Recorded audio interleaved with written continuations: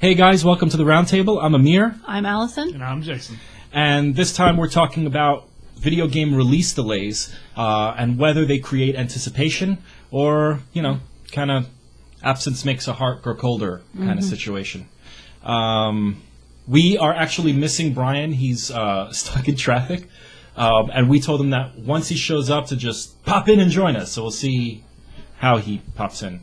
But yeah, okay, so release delays, whether or not they create anticipation. And the reason this topic came up, we always start with a reason, and the reason this topic came up was, I don't know about you guys, I was kind of pissed. The big thing that pissed me off was that for the PlayStation 4, Drive Club was supposed to be a launch game. Mm-hmm. And I'm always excited about a racing game when it comes out because it seems like the racing games really push consoles. Okay? Really push consoles and let you see what they could do. And, I mean, their presentation was pretty freaking awesome. So I was excited to get my hands on Drive Club. It was even supposed to be a PlayStation Plus, free game. Like, they had a PlayStation Plus version that they were supposed to come out for free on the PS4 so you could check it out with limited features and then buy into more. But even that kind of screwed up. They even had a bundle, I think. If I remember right, they had a bundle. I don't remember which region. But you can, pre-order it with a bundle with Drive Club, and then they had to cancel that. So, anyway, that pissed me off. We had a whole bunch of other delays. Evolve was the most recent one. I wish I had a list over here. I was supposed to compile a list for the show that had a whole bunch of release delays, but I know it was a lot for this year. And honestly, for some games, it made me completely lose interest. Drive Club being one of them. Yeah. I completely lost interest because in that time I got to see more about the game, why they delayed it, and how it worked. And everything that they're plugging now is really kind of not interesting, dynamic weather or day and night cycles. And it's like, well, we got that in Gran Turismo. That's no big deal. And Evolve kind of also, I started to kind of lose a bit of interest there because we're seeing more of that type of game now being plugged. Batman was another one. Oh. You got a new one? Arkham Knight. Arkham Knight? Yeah. That one also got delayed. Which, I mean, I still want Batman, but it didn't make me want it anymore now that it got delayed. Right. So what do you guys think? I mean, when you see a release delay, does it turn you off to the game? I mean, we all know that it frustrates us and it makes us wait for it, but how do you feel about it? It typically depends on what it is, because of course the first thing I'm still thinking of is The Last Guardian, which will be delayed until we all forget about it and it just doesn't happen. Coming soon on PlayStation 6. Which, I mean, I still love the Team Ico games and would love to see something else, but it's just, at this point it'll probably never happen. So it's as part anticipation and then it's part, well, it's been delayed for the 6th time. What is so terribly wrong with it that they're just so stumped on? Yeah. And it makes it either it's going to just be horrible or it's going to be the greatest thing that's ever been created. Which is really what I want Last Guardian to be. Well, and I agree. It really depends on the actual game itself. But it also depends, the best example I can pull off the top of my head, and I think everyone will agree with me, is Duke Nukem Forever. Of course, it being the follow-up to the original Duke Nukem 3D. Just mentioning the game is like a punch in the balls. Exactly. A very close friend of mine was a huge Duke Nukem fan. And it did not matter how much it got pushed back. He still was like, dude, it's going to be awesome. It's Duke. I have to play Duke. It's like, okay, man. And even it got to the point where you didn't even hear about it. You just, even though you heard, it's still being worked on, but you just never heard about the delays. You never heard about anything else. Yeah. But it, in my opinion, how long was that in development? 12 years, wasn't it? Oh. Eternity. But maybe that's Last Guardian's road. Yeah, maybe. But I rather hope not. Well, I mean, Last Guardian forever. But I remember reading up on it depends on the reasonings of the delays to me. But also because, for Duke Nukem Forever, I followed it after they finally released it, and the reasoning to why they kept delaying it. It was because apparently the creator that created the original one of 3D that was such a huge game, and I remember when it came out and how big it was. So he was wanting to top that. Every time he was trying to make it, he wanted to top it. And literally every single time a new engine came out, he had to use it. It didn't matter how far in production they were. It didn't matter if they were literally 5% or like weeks away from release. He wanted to make it in that new engine. It had to be done. It sounds like you're talking about Hideo Kojima. Oh. Almost. I'll just make my own. I can't remember how many times it said that they literally like halfway or however percentage way through the game, they scrapped the whole thing and went right back to basics. And it's like, that's a little much. I don't know if that's. I can understand that. As gamers, it sucks. As gamers, yes. I'm pissed. I think that's shitty. But as a musician, who is now in, like, if you think about it as an artist, yeah, because when I write a song, and I actually had to have, and I'm not famous at all, right? I have, like, I made an album and I sold 30 copies, and it went to my friends. Those were the 30. But I still had a producer. I needed a producer, and I needed somebody who actually is, my best friend. But I needed somebody there to tell me, this is okay. Like, when you do this vocal take, we can keep this one. Because when it was over, and I did like 80 takes, I'd be like, I hate every single one of them. Let's start over. Mm-hmm. And it's not like he wouldn't, because there are some songs that we would. But I had that extra party to tell me, no, this is okay. And that's kind of the difficulty being an artist, is that, especially for a video game, if you're writing a song, sometimes, some people, like a rock band that just wants to, get straight into it, some of them will record almost live. Mm-hmm.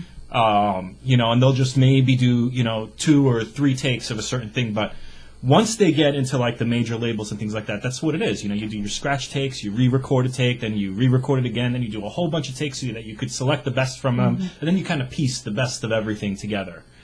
But if you're the creator, and you're the engineer, and you're the producer, and you're at the lead, and this is your baby, this is your creation from the start, the longer it takes, the more you mature as a creator and as an artist. So the more you look at what you've done that you started 4 years ago and say, that's not mature enough, that's not me anymore, let's scrap that, I can do a lot better now. Mm-hmm. And then you go and you do it, but then 5 years later you look back on it and you go, I could do a lot better now. Mm-hmm. And that kind of never stops. So there does need to be that discipline where somebody says, no, this is fine as it is, it's good, tune it up, clean it up, ship that out. Mm-hmm. And I think that's what the advantage of having a publisher is that they control your budget. They control your budget, and they tell you, you can't exceed so-and-so date, this is your budget, this is how much you have to work within that. And I think that's what makes a great artist. Mm-hmm. So I could totally understand the whole needing to rework it. And I am curious about why Last Guardian is not out, because they keep saying, I mean, by now it would have been a lot easier to just say, no, we had to cancel it, and just let everybody be disappointed, and oh well, Yeah. But they keep saying it's still in development and that it's not canceled, and they keep reminding us that no, it's not gone yet, we're still working on it. So I am curious what's going on with Team Ico. Well, yeah, because you'd think that if Team Ico was no more, they'd also say that. Right. Yeah, exactly. Yeah, definitely. It's just they haven't done anything since Shadow of the Colossus. Yeah. Well, I mean, they've been working on Last Guardian since, right? Mm-hmm. That was what, Supposedly. 9 years ago? Like 9 or 10 years ago? Last time I heard it was maybe I could have swore I remember last time they of course they said, oh, it's still being worked on, but it was like about a team of like 5 people. Yeah, that too. So it's like, and that will definitely, that'll definitely take the punch. But then on the flip side, like, it just depends on the reasons. You got Duke Nukem, and that's just ridiculous, and that kind of screwed it. But it also depends on the developer, because I know that they're not as good as they used to be. But in the past, you got companies like Blizzard, which they were known for pushing back or just taking a very long time to finish their game. But honestly, even though people like to complain about it, like StarCraft 2 or Diablo 3, look at that game. How many bugs are in that game? How polished is that game? Mm-hmm. Yeah. And even then, I'm fine with them doing it and pushing back. Yeah. It's Blizzard, and I mean, because of WoW and everything, but still, they know what they're doing, and they want to have a good product put out instead of, oh, well, let's rework it, or, and honestly, it's not even really make hype anymore. It's just to release a very good, balanced, complete game. And I'm totally going to butcher the quote. In fact, it's probably not even going to be a quote. But I remember it being said, and it kind of like clicked in my head, and I was like, "That's a really good philosophy." And I hope that most people in the games industry, and I'm pretty sure they do, use that philosophy, which is you could delay a game and piss off people once or twice in the beginning, and then they'll forget all about it when a great game comes out. But you release a bad game, and they're pissed forever. Yeah. You know. So I understand that philosophy. I hear the door. Is that you, Brian? No. Oh, okay. It's not Brian, apparently. It's just somebody talking in Brian's voice. And I'm doing it again, by the way. I'm looking there, but the camera's there. I've been doing that the whole time. Yeah. Hey, we can't see you peeking your head out. You're off camera. Yeah. Oh, there you go.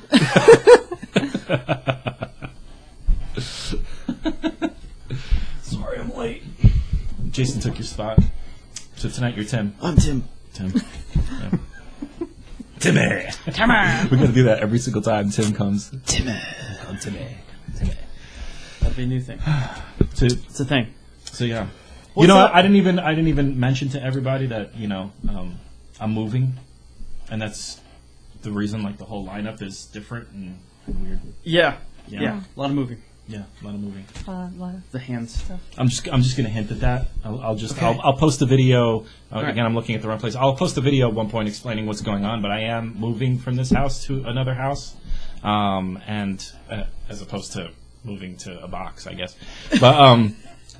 But yeah, I'll post a video and let you guys know what's up with the channel during that moving process. But we were just talking about Last Guardian because we're talking about release delays. And whether they create anticipation. I realize it's a different case for every game, but whether they create anticipation or if absence makes a heart grow colder. That's it. I don't believe that's how the saying goes, but yeah, probably not. But that's okay. But that's not the point you're making. Yeah, the point is, does it become overhyped and then you just sort of don't care anymore? Yes and no. Yes and no. Okay, end of show. Thanks, guys. I just came in here to straighten this all out. Just came in here to wrap things up. Just like, well, I mean, in the case of Last Guardian, I think your wider audience definitely has fallen off. The wider appeal seems to diminish the longer it takes after the announcement. But it depends, I guess, on the level of receptivity.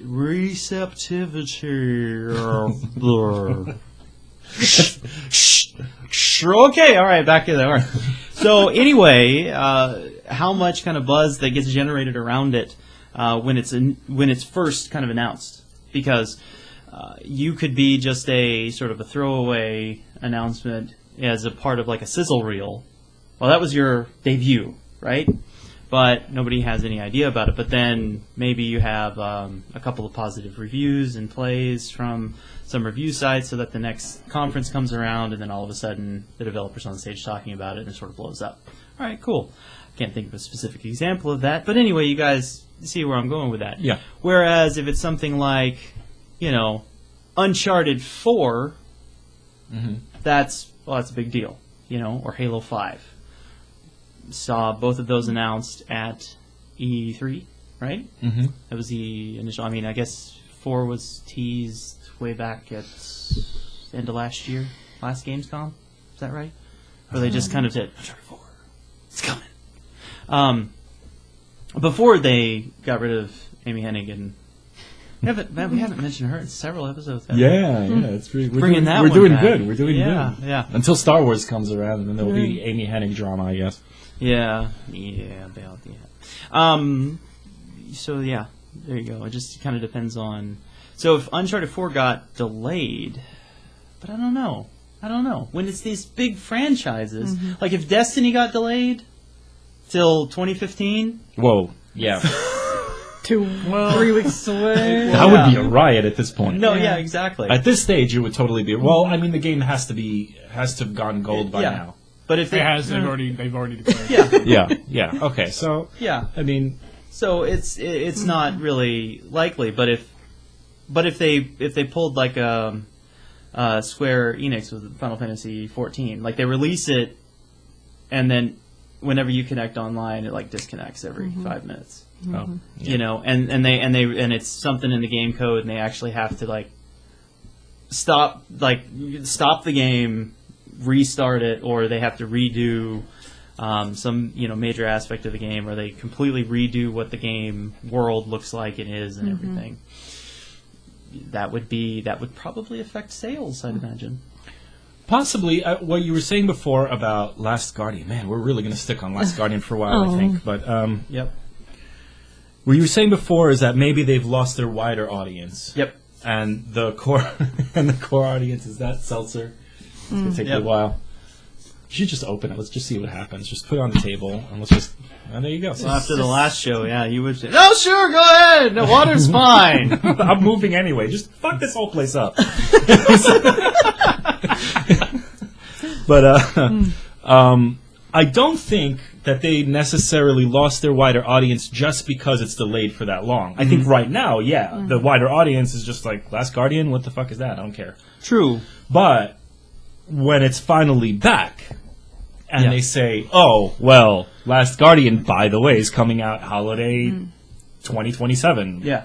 When we finally get to that year. The thing is that I think that when they say, oh, Last Guardian coming out in so-and-so amount of months or next year, and they show a trailer, and it's much more improved, and they talk about it, because I think something like that would be presser material. Like, if you're going to say Last Guardian's coming back, it's going to be at E3 or, or maybe Tokyo Game Show, since that's its biggest audience probably.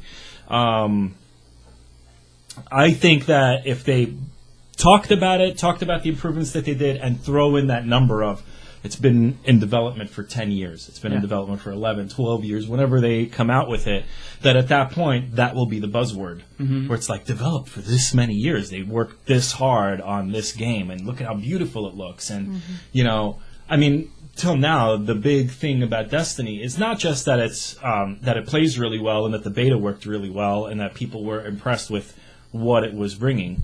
The big thing is that $500 million budget.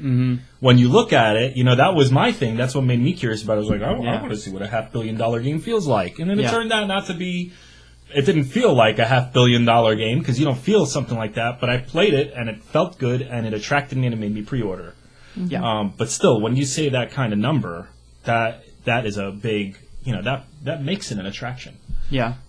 So I think Last Guardian is there. We were also touching on Drive Club and that really big delay, because that was a full year. Yeah. Oh yeah. And I was expressing that made me totally lose interest in Drive Club. Yeah. Yeah. The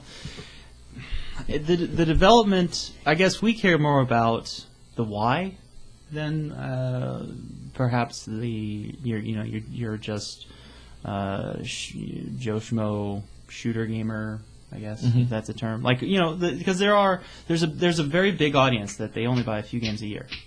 They buy a shooter game, they buy a racing game, sports game. They buy whatever it is. They've got their games that they buy, and maybe one or two that sort of break beyond those genres because they heard it was good, or Or friends of friends told them. Yeah, exactly. Amir said, "Hey, check this Destiny out." Oh, I'll give it a shot. Whatever. And then Nobody ever says that when I suggest a game. I'm just like, yeah, I'll check the reviews, buddy. Yeah. Sure, it is, Amir. Sure, it's good. Otherwise, I would have bought every WWE game and wanted to drop kick you every fucking day. But about that. Yeah.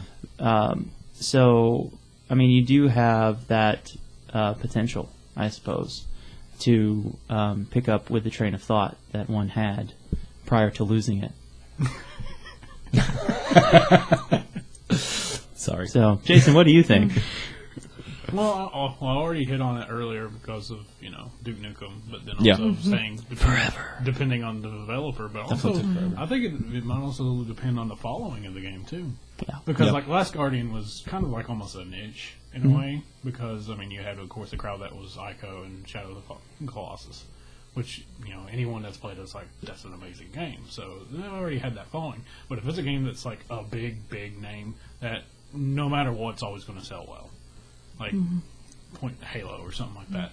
Well, Nintendo games, it almost used to be a running joke. Is like, oh, it's going to come out this day, but I doubt it. It's been pushed back to 1 month or 2 months or next year. It was like a running joke for a long time, I think, with Nintendo, that But then also whatever they announce. But then also it matters on the following too, because like say if Smash is about to come out in 2-3 months, and then they say, well, we're going to push it back a month. Because it was supposed to be a launch title with the GameCube, wasn't it? And that didn't come out till right before Super Smash Brothers Melee. Yep. Then it was pushed back like right before December. But everybody's just like, oh, it's Super Smash or it's Legend of Zelda. Yeah, we'll buy it anyways. Like.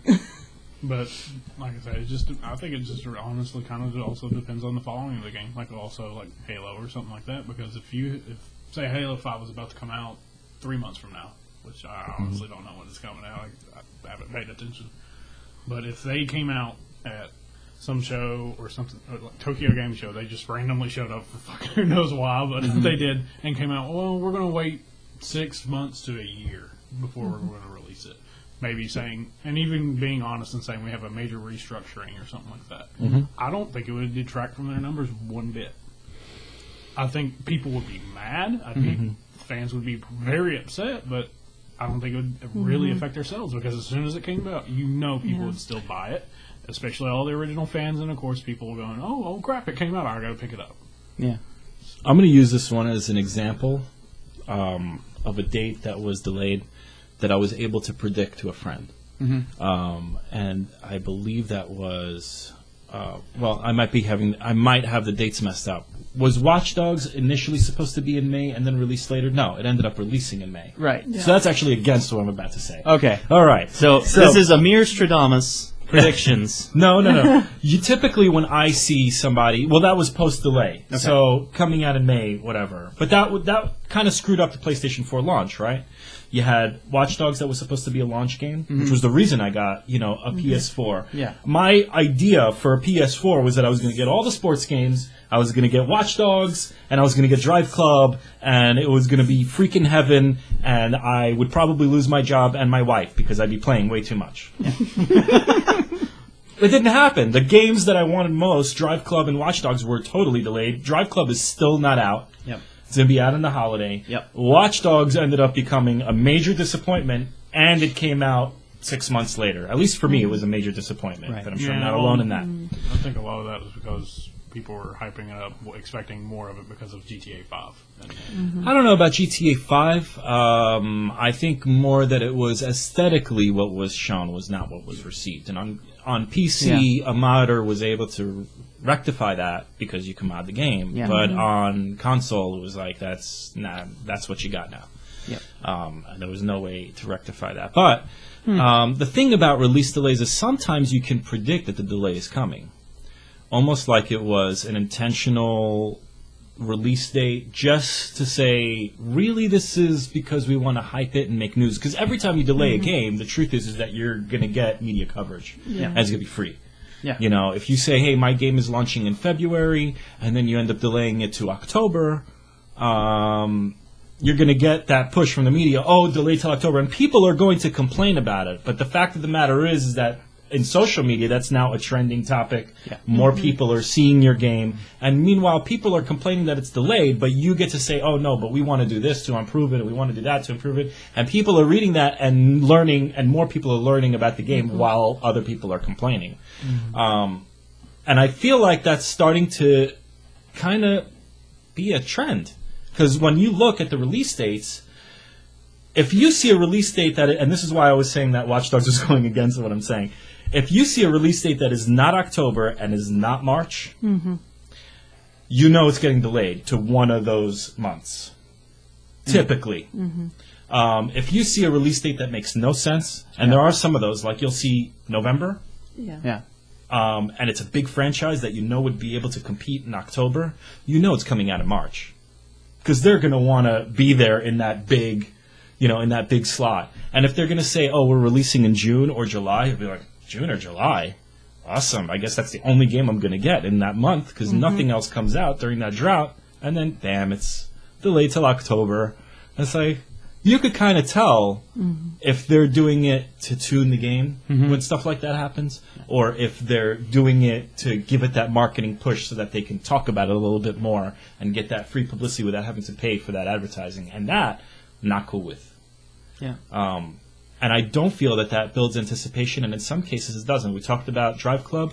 I'm not interested in Drive Club now because, I mean, Xbox One has Forza. They're already coming out with Forza Horizon 2. You know, it's like, if you're a multi-platform owner, Yeah. Drive Club's just not impressive now. And now it's got to compete with The Crew, which it can't. I mean, the stuff that we're seeing from The Crew, Yeah. you forget about Drive Club. Yeah, that's great. You know, you have the rainbow thing on the headlights to show which way you waxed. That's awesome. But I can't drive across the country with you, so I'm getting The Crew. There's no way you could compete. You know, I feel like that's a loss. Well, what do we have other than Need for Speed on PS4 that provides that, like a track racer sort of situation? Like I a see your racing point there. sim. Yeah, nothing. And I mean, that was part of, you know, and Drive Club had the specter of Gran Turismo, you know, releasing on PS3, which didn't do well, and it was on PS3, but it was part of that conversation as to, well, you know, we've got, you know, how much does Sony push, you know, Drive Club? But the other thing is, I mean, there's exceptions to the rule, right? And most of them are Nintendo. Because Nintendo. Because Nintendo. Because I mean, Mario Kart was like, what, May? Yeah. Right? Smash Brothers 3DS is next month? Destiny's next Because month? Mario Kart coming out in May means no competition. Yeah, true. And Except for Watch Dogs, I guess. you know, but you know, the thing Watch is, Dogs screwed up my whole freaking show. yeah, All my credibility is gone because of fucking Ubisoft. yeah, because it definitely didn't affect their sales. They exceeded their sales with Watch Dogs, despite the fact that it was delayed, and despite the fact that they didn't post date the events in the. But it is game. going to be a franchise that's hurt. I understand that it sold well, but it sold well initially, Yeah. and it dropped off. If Well, you look at the charts, it did drop off. Well, most of them do. Yeah, no, they definitely do. Yeah. But I think that when Watch Dogs 2 comes out, there's going to be a lot of people checking out reviews first. Well, yeah, but I think that's the thing. Is like, if a game reviews well, even if it is delayed, it does well. Yeah. Financially. Yeah. You look at a game like Fez, which was delayed, and people were wondering, is it ever coming out? And, you know, the Phil Fish factor aside, that was a pretty successful title. It was very successful. I want to say Mass Effect 2 or 3 was delayed. 3 was delayed till March. It was originally supposed to come out in October one year, and it was delayed till March. I think it was 3. It still did very well. I mean, anything, and you look at like 2008, 2009, there were a ton of games like in 2008, 2009, that's when we started seeing that shift from the fall to kind of spring. 2008 was the year. Yeah, because we had all those financial pressures on the games industry, and then we realized, oh, the games industry can lose money. Oh dear. But you know, and then there are certain situations like Assassin's Creed got pushed back to November. Yeah, it just got pushed back. But Yeah, it just got pushed back. that one made sense. Yeah. I read about it today. I actually reported on it today. That one made sense because it got delayed to November 11th, which happens to be the exact same day as Assassin's Creed Rogue. So I could see why they did that. It's like you bring out 2 Assassin's Creed titles, and it's like, here's your Xbox 360 PS3 Assassin's Creed, and here's your PS4 Xbox One Assassin's Creed. Whichever one you're getting, they're both coming out on the same day. Or it's a convenient cover For what? for working out some sort of bug. Possibly. Yeah. It's just sort of, push it back to, we need a couple extra weeks. Oh, we'll I just mean, that's smash what they it said out. it was. They said that they, Yeah. it would give them Sure. an extra amount of time to better tune it or whatever. But Well, I think that's a good delay. I mean, that's just 2 weeks, right? Yeah. Is it 2 weeks? I think so. Well, but I mean, they're just realizing this now. Yeah. That's sort of the thing. We're only a few months away from Don't forget release. day one patches, though. Yeah, day one patches. Oh yeah. sometimes you can't patch something. So they might have noticed that, oh, we have this problem. We thought we can, get that patched. Mm-hmm. It's not going to be patchable, so let's work on it for that extra 2 weeks. Get that done locally, Yeah. and then release whatever's left in the patch. Because they did also announce that it's going to have a day one patch. Well, everything has a day one patch nowadays, does it not? I mean, what big game? much now. What big game? I don't think in the last 3 or 4 years, I've booted up a game on Xbox, PS3, PS4, PC, even that. Well, PC is kind of an anomaly because they will update, the install files if you go and buy it later. But if it's on console, I don't think I've played a game that didn't have like an update that I had to do before I could start playing the game. I've had a few, but yeah, I see what you're saying. Most of them do. Yeah. And I think that's just them taking advantage of the time it takes to distribute the title. For it to go gold, for them to produce it, for them to box it.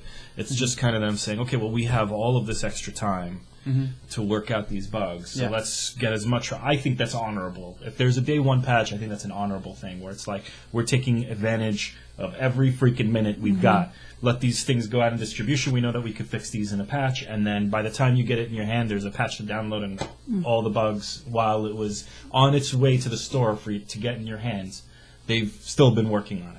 So I think that's kind of an advantage of this having online capability on consoles. But after a delay, is it justifiable to have a X gig patch just so you can play the game? You know, like it's required. You have to play it, otherwise it's broken and doesn't work. I don't know. I don't see a problem with it. Well, I mean, if it was going to be released on a certain date and then it gets delayed to fix some issues with it or to polish it up or whatever, and then there's a patch that without it doesn't work, I don't know. I mean, it seems like your management could be a little bit better so that the game is actually well, patches playable don't if you necessarily have an make connection. it. Yeah, but patches aren't necessarily to resolve total game-breaking bugs. Yeah. Well, They're usually to work out like little things. But you have to have it, is my point. It's like most of these day one patches you have to download before you start If you playing. play online, yes. If you're going to play it online, yes. Otherwise, no, you don't need it. You can hit cancel and just keep playing. Well, not in every case, is the thing. Possible. So, yeah. Well, like the PS4. You had to download a patch before you could actually use it. Oh, the hardware Yeah. itself. Oh, Yeah. yeah. Yeah, like the system itself. So, there are those cases where you have to patch it in order to use it, even if you're going to use it offline. So, I don't know. I don't think we can give them a pass on every single day one patch Well, for hardware, or I guess software. not, but We can't give them a pass for every single one. Well, I can. All right, that's your prerogative. Exactly. So there you go. Yeah, I'm going to drink my water. drink it down, enjoy it, slow jam. I'm a lot better without All right. the Irish whiskey, I think. Is that it? Sorry, Irish coffee. Right. Right. Irish whiskey. That's what was in the coffee. Maybe What's in that water? Maybe that's That's why he's Water. moving. There's something in the water around here. So, Yep. So where does that leave us? It doesn't seem to like. Well, I meant to bring up Battlefield Hardline. It was like what, a couple weeks that's a after good it was one. announced. Next year. And I mean, Evolve to a lesser extent. yes, February. I was talking about that earlier, too. That kind of made me lose interest a bit, because I see a lot of these 4-on-1 competitive games now. Yeah. So kind of like, all right, sure. Yeah. I don't know. And there's a lot of examples of, you can just look up, canceled games, and you can see a lot of promising titles that had a lot of assets. Battlefront 3 had a lot of assets already drawn up for it, that went into it. There was a leaked, supposed, not so much a demo, but just like a technical demo of what kind of, like the space to ground battle effects that were going to happen for that, and it Not just even got thinking. canned. Oh, Star Wars. What was it? 1313. Star Wars 1313. Was that what it was? Supposed to take place on Coruscant. I remember that name. Yeah, it was supposed to be like about the seedy underbelly of Coruscant, and You weren't going to be like a Jedi with a lightsaber, and it was just, it sounded like a really intriguing take. But as soon as Disney bought up Lucasfilm and all those properties, said, nope, done, off, cut it off. Really? Yeah. So that's unfortunate. So we won't be seeing that. But so you do have these games that just get outright canceled that seem very promising, and you want them to release. And then there's other games that stay in development hell forever. No pun intended, Duke Nukem. And then they eventually come out, and some of them are really good, some of them are not so good, some of them are playable, some of them really, why did you even bother? I did want to touch on one thing that makes me not anticipate a game anymore if it's delayed for too long. Yeah. And that is the way video game marketing works now, is that you get trailer. Typically, you'll get an announcement trailer, then you'll get maybe a cinematic trailer that gives you a little bit more about the game. Yeah. Then all of a sudden you start to get the gameplay trailers. Yeah. Then you start to get the article that tell you little details about the game. If you start to piece all of this information that you can get about a game, and then it gets delayed, so now they need more information to keep the marketing wheel turning. Yeah. You eventually know almost everything about the freaking game besides, actually feeling it in your hand and going through the journey yourself. Yeah. The problem with that is that once you know everything about the game and now you're forced to wait for it, you kind of don't feel like you're picking up a new experience. You're picking up an experience you long knew about. And now all of a sudden you get it in your hand and you're like, oh, okay. But if another game comes along that you haven't heard as much about and it builds up your anticipation, like, oh, this is really cool. And now this game that has marketed itself really well in just a 3-month amount of time, where it really built up your anticipation and hype in those 3 months, versus a game that you've been hearing about for a year, and they go head to head on the same business day, they launch on the same day. I don't know about you guys, but when I go into the store, I'm picking that new one, because it just feels, even though I haven't played either, it just feels like a newer concept.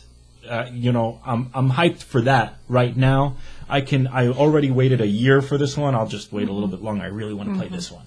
And that typically what happens to me when I walk into the store. If a game is really heavily delayed and it goes up against something that was not, typically I'll buy the one that was not. And I kind of just realized that now while I was sitting here. But I go by reviews. In that oh, situation. so you don't buy? No, I mean on launch day though. If you had to go simply by marketing and hype, I can't. I won't. Oh, I don't. okay. Unless it's a franchise. But that's the thing. Like if it's a game, if it's a franchise in a studio that it was like with Last of Us. Like I didn't care. I loved Uncharted. I knew Naughty Dog was a great team. Yeah. I didn't really. I liked the concept, the idea, the whatever it was, Casseps. What was it? Cordyceps? The fungus mold thing that turned people. Yeah.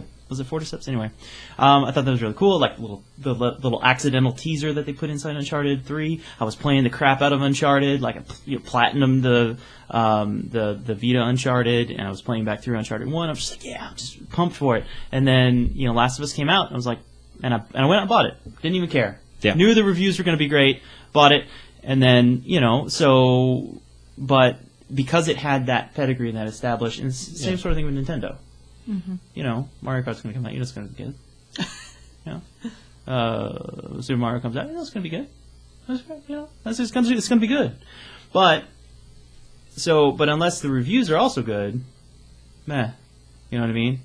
Like with Aliens, Colonial Marines. Oh god. That sounded like a really freaking awesome game. Yeah.